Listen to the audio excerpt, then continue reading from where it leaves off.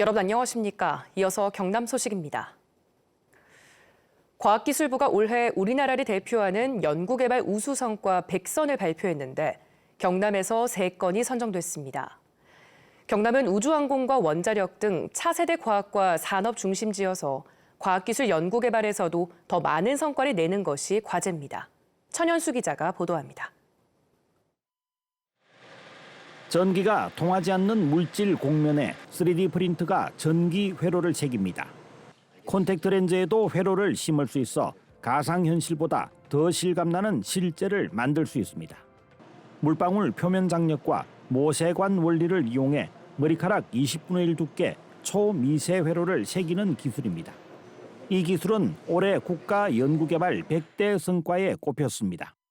저희 기술이 활용될 수 있는 분야는 이러한 차세대 디스플레이의 3차원 배선, 전극 쪽으로 활용될 수 있을 거라고 생각합니다.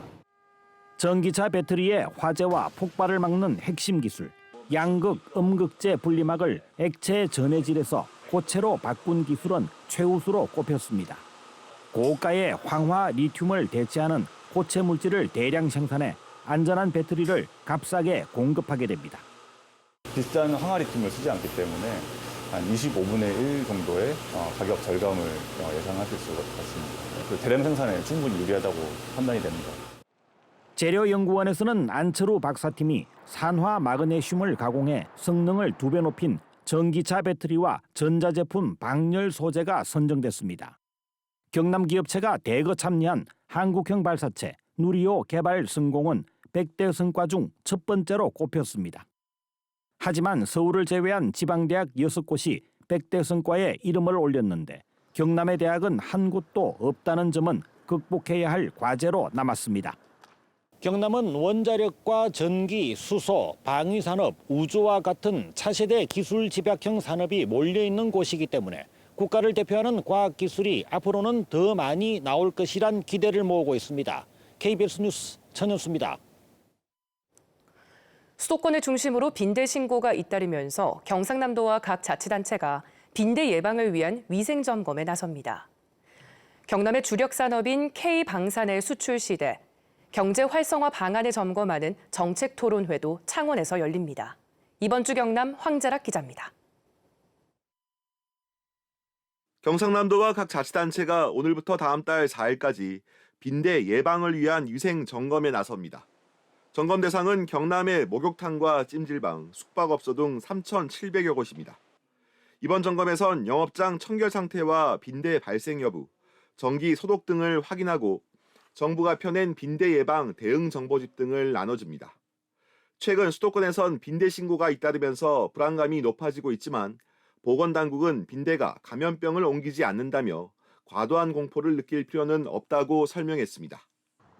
이번 주 목요일 창원 컨벤션센터에선 K방산 수출 시대 경남 경제 활성화를 위한 정책 토론회가 마련됩니다. 경상남도와 김영선, 강기훈 국회의원이 주최하는 이번 토론회에선 최근 방산시장의 동향을 돌아보고 지역 경제 활성화를 위한 과제 등을 점검합니다. 경남의 주력 산업인 방산은 지난해부터 시작된 수출 호황기에도 협력업체들의 납품대금 적기 지급과 저가 수주 등이 과제로 지적되고 있습니다. 이번 주 목요일 2024학년도 대학 수학능력시험이 경남 103개 시험장에서도 진행됩니다. 경남의 올해 수능 응시생은 2만 9천여 명, 지난해보다 700여 명 줄어든 수치입니다.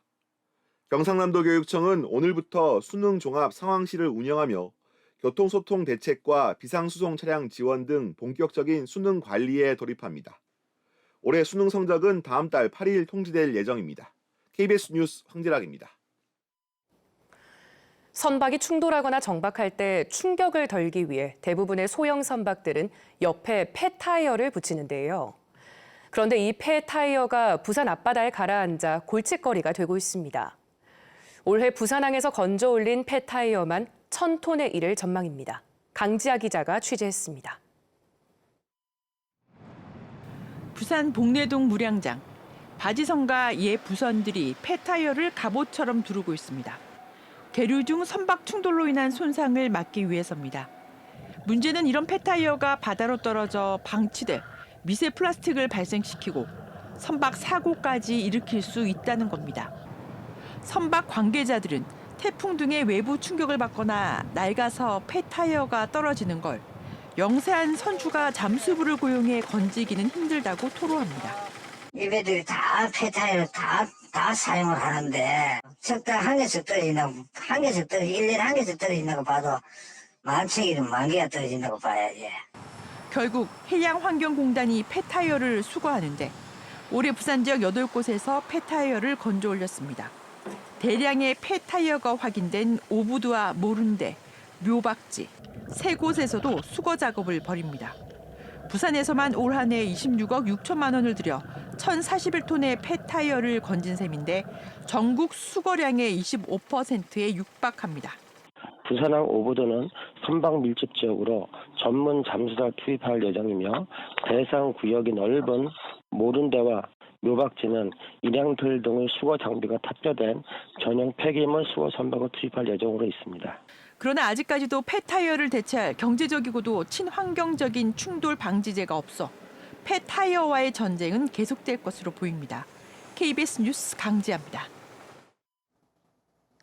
겨울이 성큼 다가온 듯 무척 쌀쌀한 요즘입니다. 오늘도 우리 지역은 초겨울 추위를 보이겠는데요.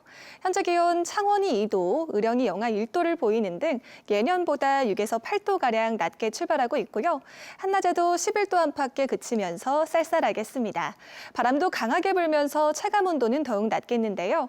특히 해안가를 중심으로 순간풍속 초속 15m 안팎의 강한 바람이 불겠으니 외출하실 때 따뜻한 옷차림 준비해 주시는 것이 좋겠습니다. 위성 영상 살펴보시면 오늘 우리 지역의 하늘 고기압의 영향권에서 맑게 드러나겠습니다. 다만 해안가를 중심으로 대기가 무척 건조하겠으니 각종 화재 사고에 유의가 필요하겠습니다. 자세한 지역별 기온 살펴보겠습니다. 현재 기온 창원이 2도, 밀양이 1도를 보이고 있습니다. 한낮에는 창원이 11도, 함안이 12도로 어제와 비슷하거나 조금 높겠습니다. 서부 지역도 진주가 3도, 산청이 2도로 출발하는 아침이고요. 한낮에는 진주가 12도, 산청 11도 예상됩니다. 바다의 물결은 동해남부 먼바다에서 최고 4m로 매우 거세게 일겠습니다. 내일까지는 곳곳으로 영하권 추위가 이어지겠지만 모레부터는 기온이 조금 오르겠습니다. 수능일인 목요일 오후에는 우리 지역에 한 차례 비 소식이 있겠습니다. 날씨였습니다. 창원, 진주, 김해, 함안, 경상남도 4개 시군의 읍면동 안전협의체가 본격적으로 활동을 시작합니다. 읍면동 안전협의체는 읍면 동장을 중심으로 재난에 대비한 점검을 하고 위험 취약 지역을 순찰하는 등의 역할을 하게 됩니다. 읍면동 안전협의체는 지난 행정안전부 공모에 선정돼 추진됐습니다.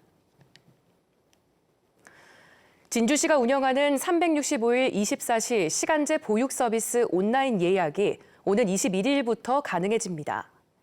진주시는 병원 진료나 야간 경제활동 등으로 보육 서비스가 필요한 만 6개월에서 만 5세 부모를 위해 2019년부터 시간제 보육 서비스를 운영해 오고 있습니다.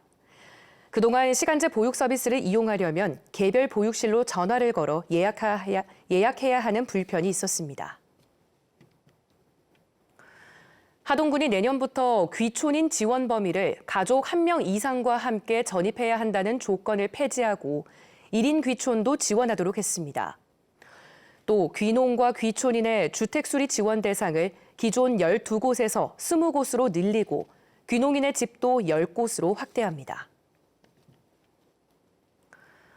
경상남도가 올해 산업 분야 정부 공모 사업에 29개 사업이 선정돼 국비 1,500여 원을 확보했다고 밝혔습니다.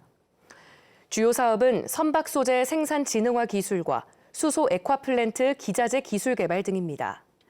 또 공모 사업 외에 방산과 원전 등 분야 8개 사업을 정부에 건의해 국비 1,200억 원을 확보했다고 설명했습니다. 국회 과방위 안건조정위원회가 우주항공청법을 처리하지 못한 채 이번 주 중으로 경과 보고서를 제출해 상임위에서 재논의하게 됩니다. 과방위 안건조정위원회는 지난달 22일 활동이 종료됐으나 지금까지 경과 보고서를 제출하지 않아 우주항공청 특별법이 다음 논의 절차를 밟지 못했습니다. 국회 과방위는 우주항공청법을 법안 심사 소위로 넘겨 논의를 이어가게 되며 주요 쟁점은 대부분 해소돼 올해안 통과에 대한 기대도 나오고 있습니다. 경상남도가 환경부와 합동으로 초미세먼지 재난 대응 모의 훈련을 오늘 실시해 기관별 대응 체계를 점검합니다. 이번 훈련은 미세먼지 위기경보 주의 단계 발령부터 비상저감 조치가 시행되는 상황을 가정해 노후 건설기계 사용 제한, 배출가스 5등급 차량 운행 제한 단속, 도로 청소 차량 운영 등을 점검할 계획입니다. 지난해 수도권에서 시범 운영됐던 극한호우 재난문자 발송 지역이 경남으로 확대됩니다. 기상청은 내년부터 부산과 울산, 경남을 책임지는 부산지방기상청에 극한호우 재난문자를 발송하는 대응 시스템을 우선 도입한다고 밝혔습니다. 극한호우 재난문자는 시간당 50mm 비가 내리면서 3시간 동안 90mm 이상 비가 내리면 발송되며 1시간 동안 72mm 이상 비가 내릴 때에도 발송됩니다. 뉴스를 마칩니다. 시청해주신 여러분 고맙습니다.